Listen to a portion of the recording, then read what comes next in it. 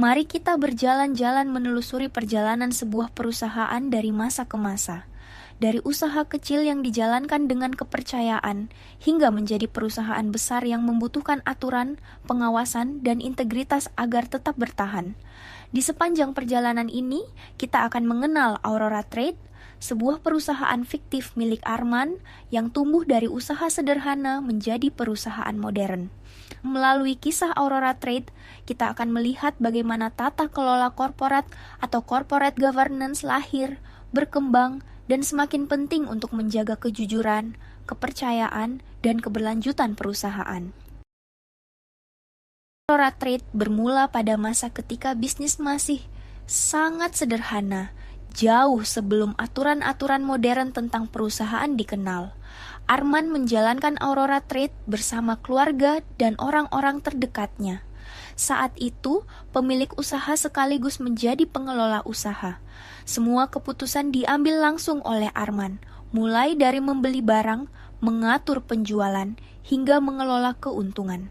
Karena skala usaha yang kecil dan hubungan antar pihak yang masih erat, kepercayaan pribadi menjadi dasar utama dalam menjalankan roda usaha. Pada tahap ini, belum ada perubahan struktur yang signifikan. Tata kelola perusahaan belum menjadi kebutuhan yang terpisah karena pemilik dan pengelola masih berada di tangan yang sama.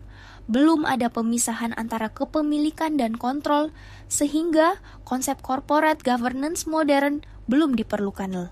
Dikutip dari Calder 2008. Berjalannya waktu, Aurora Trade terus berkembang. Usaha yang awalnya kecil dan dikelola sendiri oleh Arman mulai membutuhkan modal tambahan agar bisa berekspansi dan semakin besar. Untuk itu, Arman membuka pintu bagi beberapa investor eksternal yang bersedia menanamkan modal di perusahaannya. Dari sinilah Aurora Trade mulai berubah bentuk menjadi cikal bakal perusahaan pramodern. Kepemilikan perusahaan tidak lagi tunggal di tangan Arman, melainkan mulai tersebar ke beberapa pihak yang masing-masing memiliki andil. Perubahan struktur kepemilikan ini menimbulkan kebutuhan baru. Para investor yang menanamkan modalnya ingin merasa aman. Mereka perlu jaminan bahwa uang yang mereka percayakan dikelola dengan jujur dan bertanggung jawab. Meskipun belum ada undang-undang modern yang mengaturnya, situasi ini menjadi embrio dari kebutuhan akan corporate governance, sebuah sistem untuk memastikan akuntabilitas pengelola kepada para pemilik modal, dikutip dari Calder 2008. Ketika Aurora Trade semakin besar dan kompleks, Arman menyadari bahwa ia tidak mungkin lagi mengurus seluruh operasional perusahaan seorang diri. Ia kemudian memutuskan untuk merekrut manajer-manajer profesional yang ahli di bidangnya masing-masing untuk menjalankan roda perusahaan sehari-hari. Disinilah Aurora Trade bertransformasi menjadi sebuah perusahaan modern sejati, di mana terjadi perubahan fundamental, pemisahan antara fungsi kepemilikan dan fungsi pengelolaan. Para pemegang saham memiliki perusahaan, tetapi yang menjalankan dan mengambil keputusan operasional adalah para manajer profesional. Namun, pemisahan ini tidak datang tanpa masalah. Para akademisi seperti Jensen dan Mackling 1976 kemudian merumuskan apa yang disebut sebagai masalah keagenan atau agency problem.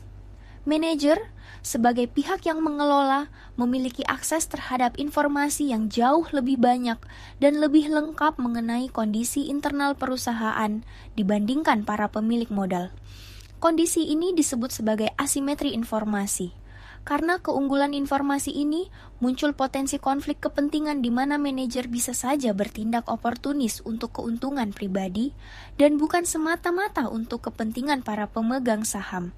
Dikutip dari Saptono dan Purwanto 2022. Untuk merespons agency problem yang semakin nyata, para akademisi dan praktisi bisnis mulai secara serius merumuskan konsep dan teori corporate governance sebagai sebuah disiplin ilmu yang formal.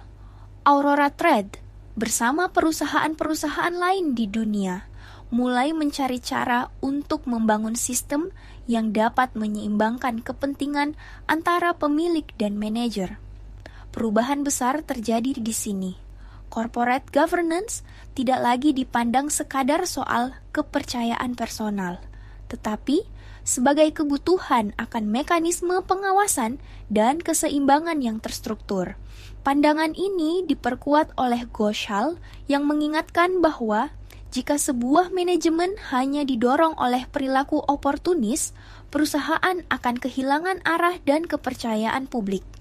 Lebih jauh, Solomon 2002 memperluas definisi ini dengan menekankan bahwa corporate governance yang baik bukan hanya tentang struktur dan aturan untuk melindungi pemegang saham, melainkan tentang bagaimana perusahaan dijalankan secara etis, bertanggung jawab, dan dapat dipercaya oleh seluruh pemangku kepentingan yang mencakup karyawan, pelanggan, pemasok, dan masyarakat luas.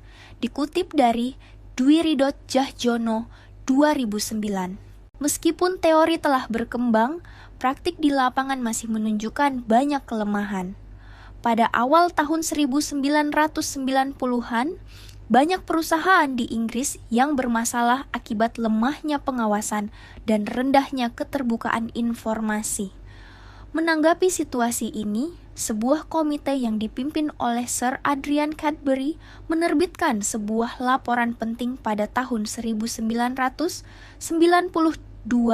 yang kemudian dikenal sebagai Cadbury Report.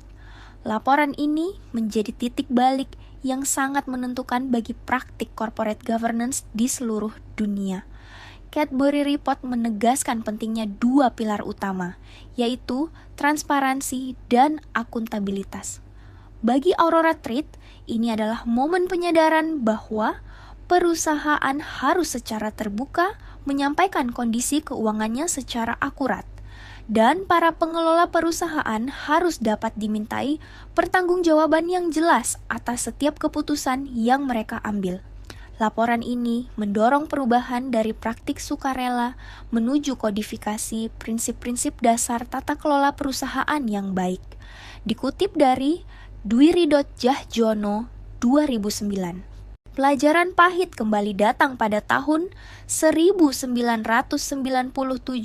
sampai 1998 ketika krisis finansial melanda Asia, termasuk Indonesia.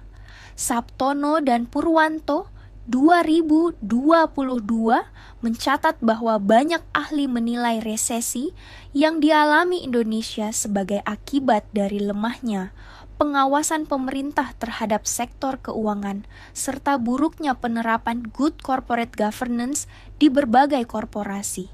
Krisis ini sekaligus menjadi bukti nyata bahwa kegagalan dalam menerapkan tata kelola perusahaan yang sehat dapat memicu ketidakstabilan ekonomi secara sistemik. Beberapa tahun berselang, dunia kembali diguncang oleh skandal raksasa seperti Enron dan WorldCom di Amerika Serikat yang memperlihatkan bagaimana manipulasi laporan keuangan dapat merugikan banyak pihak. Dua peristiwa besar ini memicu perubahan drastis. Corporate governance berubah dari sekadar pedoman sukarela menjadi mandat hukum yang ketat. Pemerintah Amerika Serikat merespons dengan mengesahkan Sarbanes-Oxley Act pada tahun 2002 yang memperketat aturan pelaporan keuangan dan akuntabilitas manajemen. Sementara itu, di Indonesia, krisis 1998 menjadi momentum lahirnya Komite Nasional Kebijakan Corporate Governance pada tahun 1999, menandai intervensi aktif pemerintah dalam membangun kerangka regulasi. Hal ini dikutip dari Dwiridot Djahjono 2009. Memasuki abad ke-21, Aurora Trade kini beroperasi di lingkungan bisnis yang jauh lebih kompleks dan penuh risiko. Krisis finansial global yang meletus pada tahun 2008 mengajarkan satu pelajaran berharga.